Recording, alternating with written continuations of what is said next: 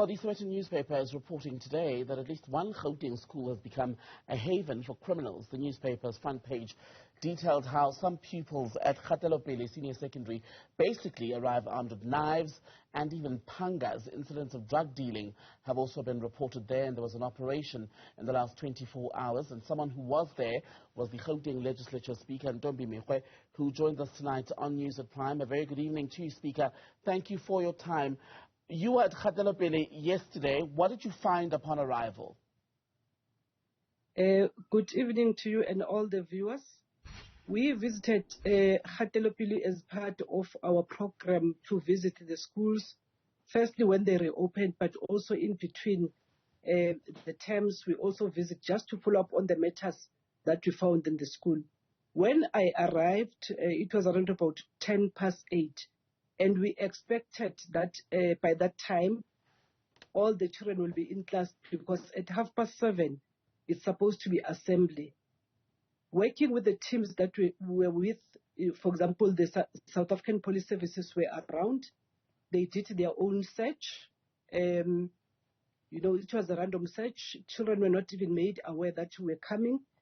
What they found, it's not me, because I don't have authority to search anyone. I'm not a police officer. When they search some of the children, the drugs like your dagga were found in their school bags. Some of them were carrying knives. Some of them were carrying things that I don't even know how to call them. But when I entered the schoolyard, some of the learners were on top of their desk. Some of the classes, there were no educators. But we proceeded to the office of the principal. When we entered there was an IDSO who was actually deployed by the district office to come and intervene in the matters that were already happening, because there were reports apparently from last year that were reported around the management of the school, but also the gangsterism that is happening. Right. So the IDSO was actually asked to come. When we entered, there were two young learners. One of them was crying, but the conversation was about one of them who has beaten another one. But that happened right in the school grounds. So the IDSO was like speaking to these two kids, trying to calm the one who was crying, but also trying to establish why in the first place they were fighting, whether they understood the policy of the school and so forth. But it was like chaotic. We expected them at least by 8 o'clock that education or learning should have started. And but did the you way expect, things were, ma'am, pardon me, did you expect when you decided to go to the school that it would be in such an incredible state of dysfunction? No, I did not. That was not my expectation, because I'm visiting several schools on different dates, and other schools, you can see that by 7:30, already the learners are going to class. And if it's a Monday, some on a Friday, there will be an assembly. But in this particular school, there was a challenge. But we also learned that the principal was off sick. But the way challenges really, after we intervened, we wanted to know why the IDSO was there. And we informed that the district director deployed the IDSO from last week to come and intervene, because they also received similar reports to say there was chaos in that particular school.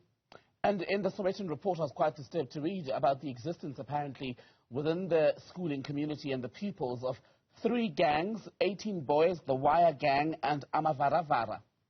What were you told about that? In fact, there are many. We also heard about other names that I can't even recall, because I wrote some of the names down so that we can engage even with the MEC to let him know that there is this challenge in that particular school. But apparently there is a report that was sent to the district director, and if the district director has a report, that's the reason they put an intervention team to come and assist in the school. And it's one thing to talk about the poor behavior of the children or the pupils at the school, but as you were saying, there's also a breakdown in leadership. A principal not present, teachers not in the classroom, so it'll take a lot of work to fix. Do you think it is fixable? Well, it is fixable because as I can tell you, as we're moving around, some of the educators were in class, they were trying to teach, but others, I think it's a hopeful situation that after meeting with the SMT, despite the fact that the principal was off sick, we can't actually challenge why a person is off sick. We are not doctors. We can't actually, because we have not even seen the school principal. But at least some of the educators there, they are willing to work. They have a plan that they've developed, because the IDSO told us that there was not even a plan prior to her coming to the school. But she was also intervening to try and force the management team to lead, but also to work together. But what was also disturbing as well is that even the SGP doesn't seem to know their role. But when we interviewed them to say, were you trained? They said yes. We said, what are your roles and responsibilities? They explain exactly what they're supposed to be doing. But they, for whatever reason, they offered to do something different. But as we are speaking to other leaders of the school governing body, where there are some of the parents, they also seem not to working together. Mm-hmm. And it's something that, whether we like it or not, including the surrounding community, because at times if the children are late, we expect the surrounding community to also intervene and say to these kids, why are you walking slowly to school? Why are you not in your school uniform?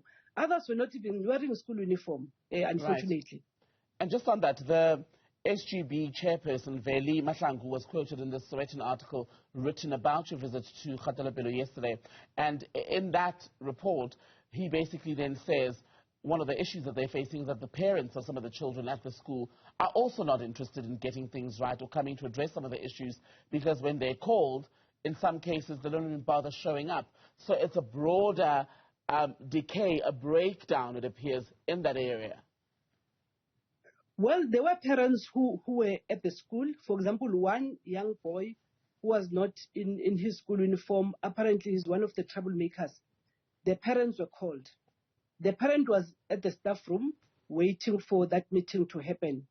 So when this learner was coming, because we were shown that he was one of those that are troublesome, the parent was so angry, he even slapped that young boy to say, I've been asking you to behave, and this is what you continue doing. I'm here today because of you. So it's not like every parent is not interested. And some of them, hearing that you were around from the surrounding, they came. Unfortunately, some of them are staying very far, others were at work.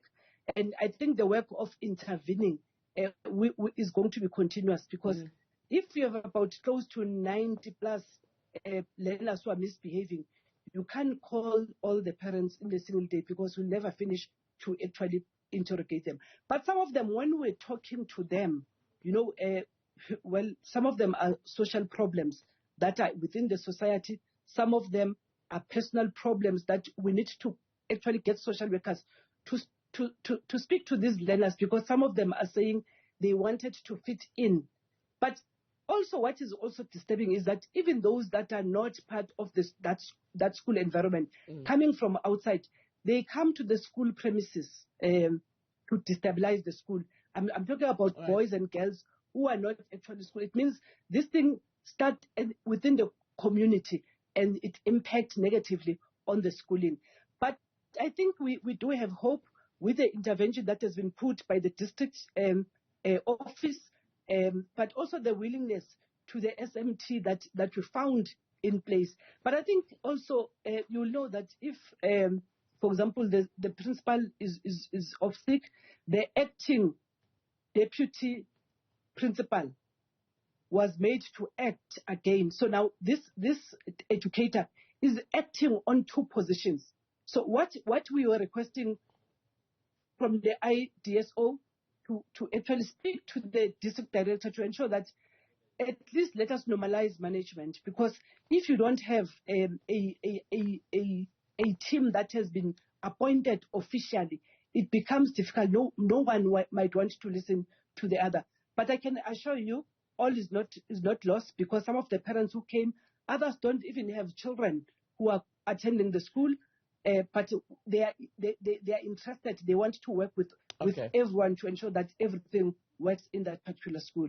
So there is hope at the end of the tunnel, and we'll ensure that we all work together to intervene and assist as well. Speaker of the Gauteng Provincial Legislature, Ntombi Mekgwe, good to speak to you, ma'am. Thank you for your time.